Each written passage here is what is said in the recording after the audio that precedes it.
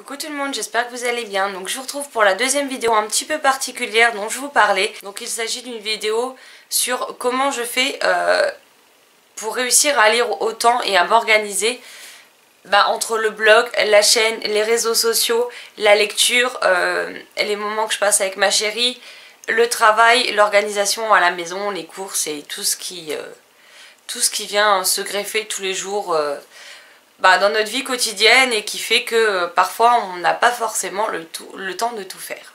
Donc cette vidéo m'a toujours été proposée par Chanorax, que je remercie puisque c'était vraiment de très bonnes idées que je n'y avais pas spécialement pensé, donc je suis ravie de pouvoir la faire avec vous. Donc tout d'abord il faut savoir qu'avant le 5 janvier je ne travaillais plus. Tout simplement parce que pour ceux qui me suivent depuis un moment vous le savez, pour les autres je vais réitérer ça mais en quelques mots.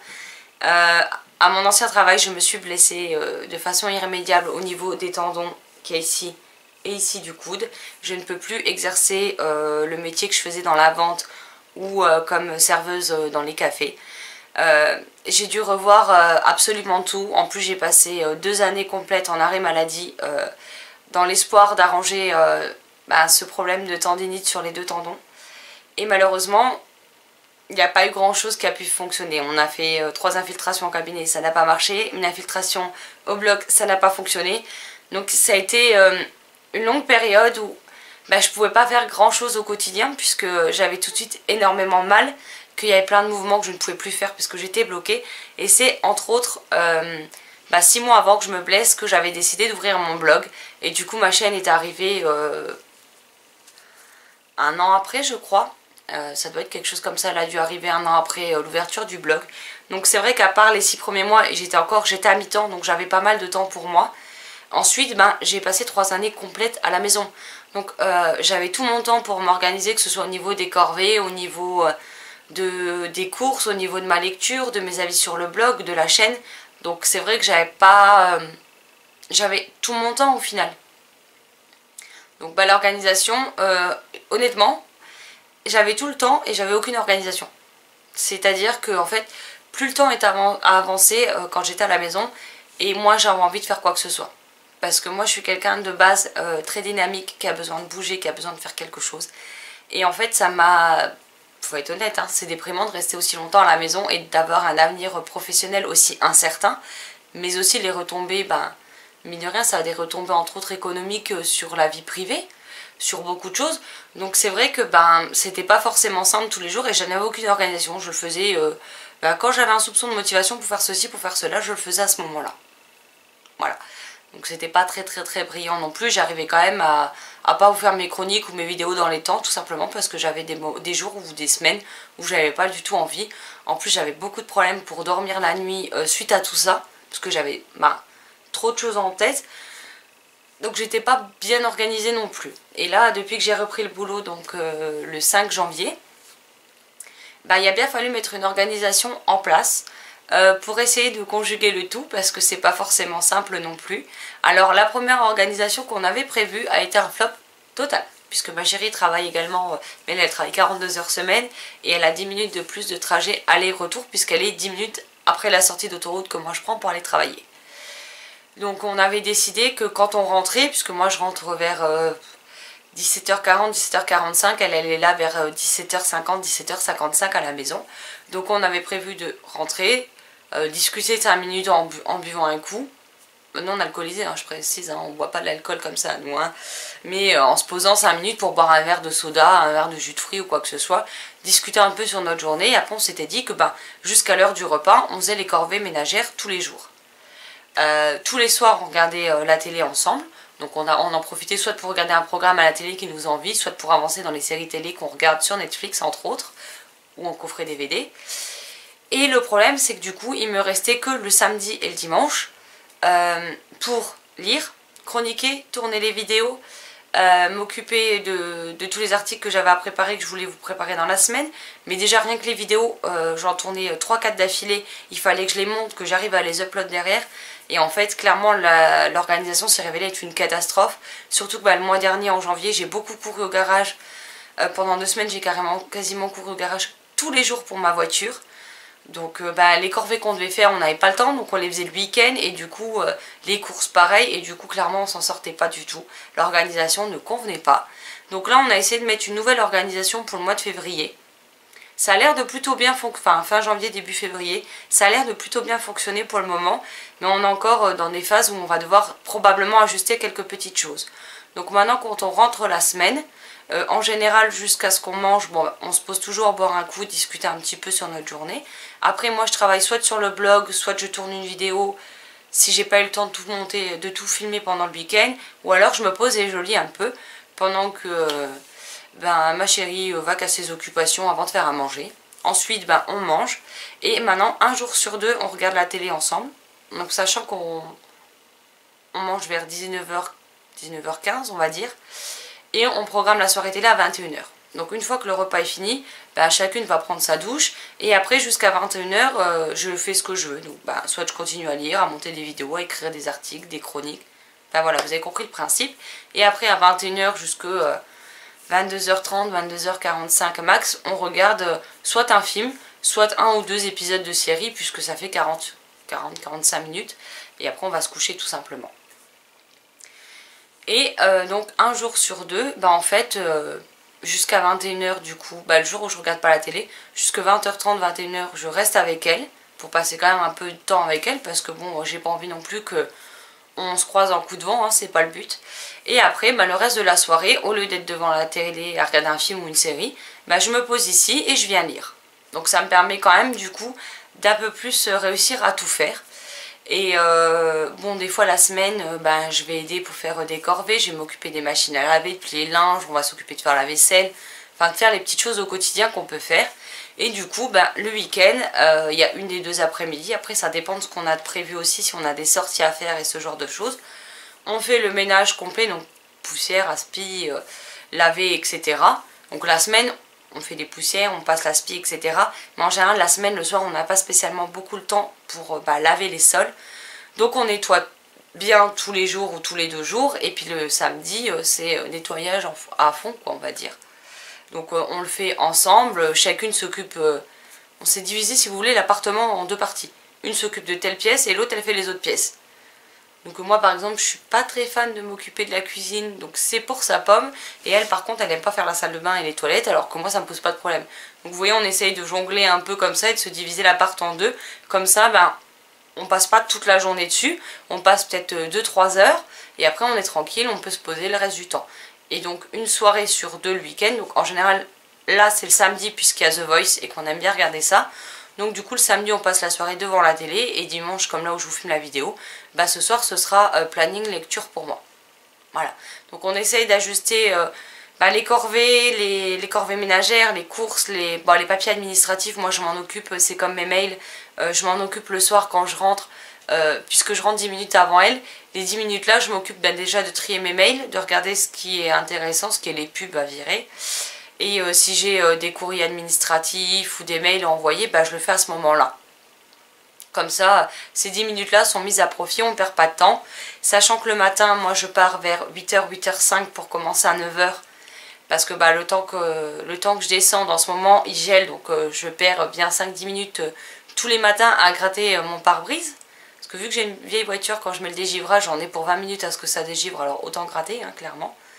Et puis après avec la route et le mauvais temps, je pars en avance parce que j'ai toujours peur qu'il y ait des accidents sur l'autoroute. Mais j'essaye de me lever, alors je mets le réveil à 6h, mais j'arrive jamais à me lever à 6h, je me lève à 6h30. Donc le matin, on déjeune tranquillement toutes les deux, on prépare nos tupperwares de nourriture, dont la nourriture a été préparée la veille, mais on prépare tout dans les sacs, etc. On prend les couverts, le yaourt, tout ce qu'il y a à prendre. On prépare toutes nos affaires, on s'habille, on se maquille, on se coiffe. Et après quand elle va au travail, s'il me reste des choses à faire la veille au soir que j'ai pas pu faire, donc des courriers, des fois des articles de blog, comme le C'est lundi que lisez-vous, vu que si je lis le dimanche soir, il se peut que j'ai fini un livre dans la soirée, donc le C'est lundi je le prépare mais je le finis jamais le dimanche. Donc le lundi je reviens dessus par exemple pour le finir avant de le poster, je m'occupe de partager ou des articles ou des chroniques ou des vidéos sur les réseaux sociaux avant de partir travailler.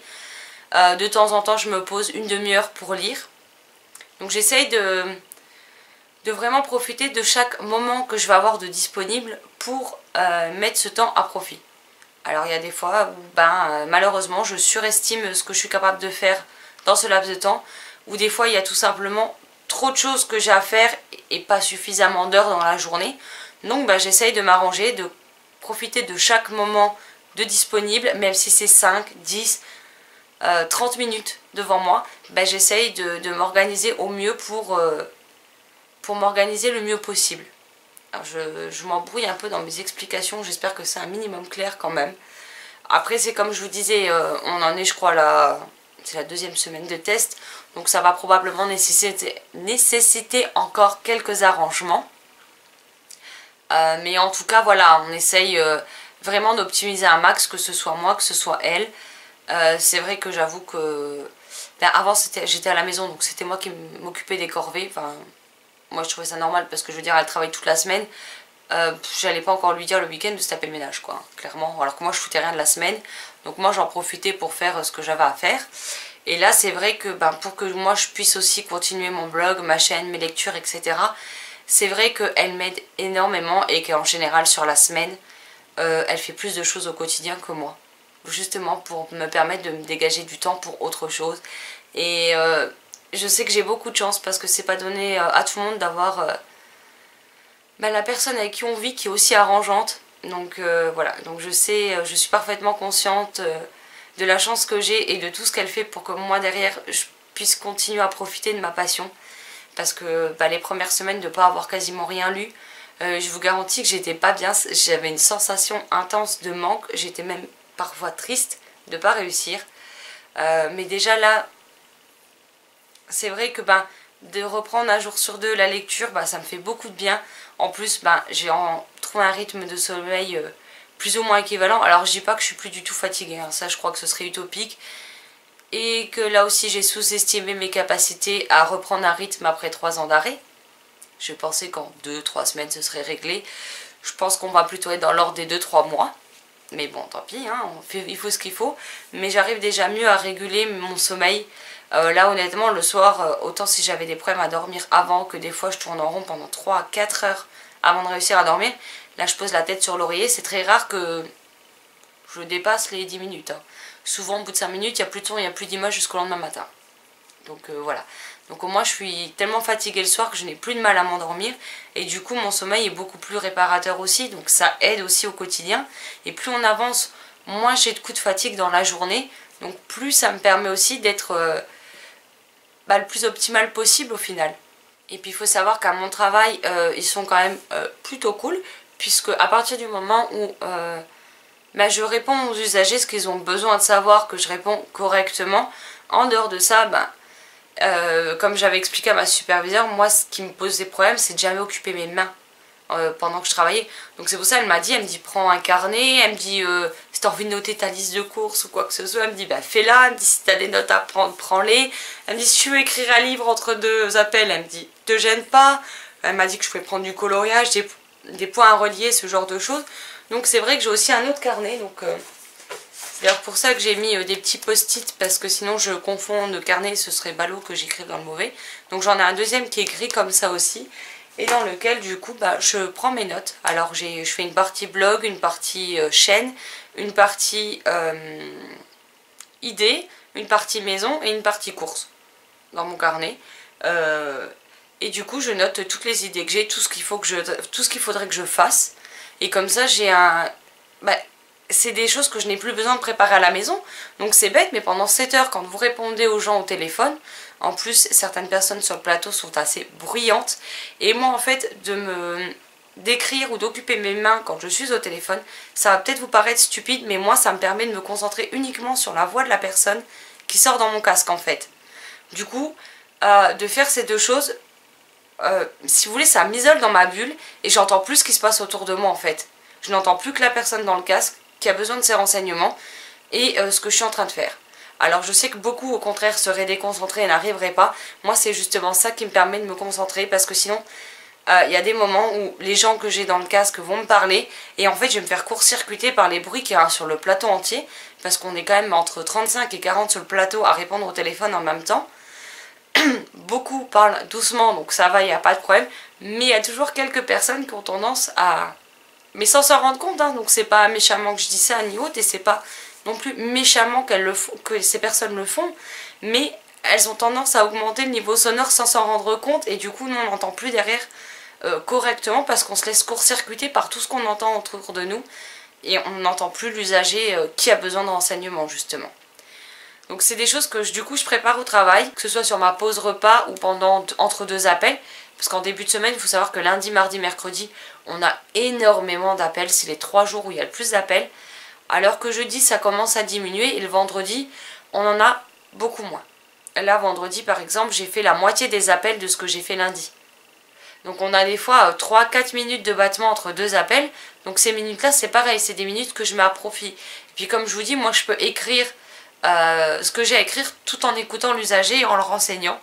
Donc ça me permet de poursuivre ce que j'écris et me faire gagner aussi beaucoup de temps à la maison, faut pas croire, mais même si vous grappillez 5 minutes par-ci, 5 minutes par-là, 10 minutes par-là toutes les heures, c'est aussi une charge de choses que je n'ai plus à faire à la maison derrière, et c'est aussi quelque chose qui me permet de ne pas oublier ce que j'ai à faire en dehors du travail.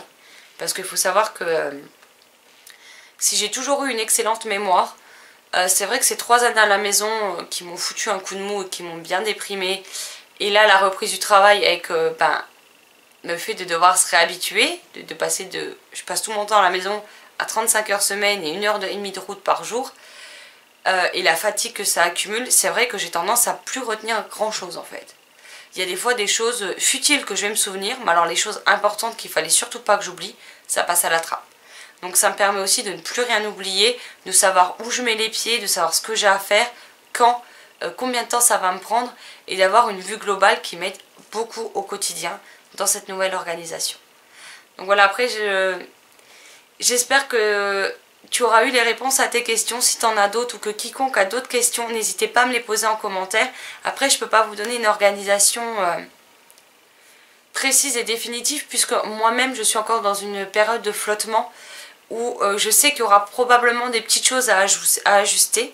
Alors ce ne sera pas de grosses choses puisque c'est vrai que le premier planning on l'a laissé tomber puisque ça ne correspondait pas du tout. Mais du coup ça nous permet aussi là de tester, et il y aura peut-être des petits ajustements à faire en cours de route. Mais ça se fera sur la durée, donc je ne peux pas vous en parler maintenant puisque je ne sais pas encore ce qui sera nécessaire d'ajuster ou non. Et aussi une autre chose qu'on fait, c'est qu'en général le samedi ou le dimanche, on a le 3e carnet comme celui-ci, puisque c'était un lot 3 que j'avais acheté, nous sert alors d'un côté on fait le planning des repas, donc le week-end on fait le planning des repas de la semaine. Alors on met pas lundi ça, lundi soir ça, lundi midi ça, non.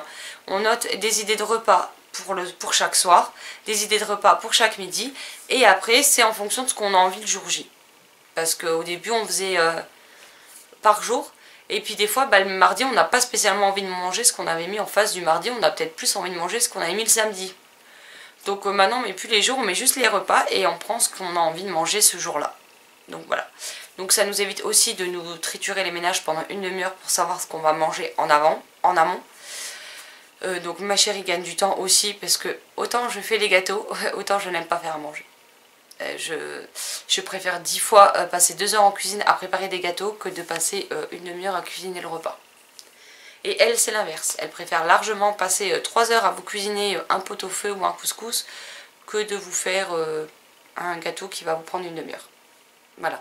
Après, sur ça, on s'est bien trouvé aussi, on est bien complémentaires, donc c'est pas mal aussi. Donc les repas, c'est pour sa pomme et les gâteaux, c'est pour la mienne. Sauf que moi, en général, je fais les gâteaux soit le mercredi, soit le week-end.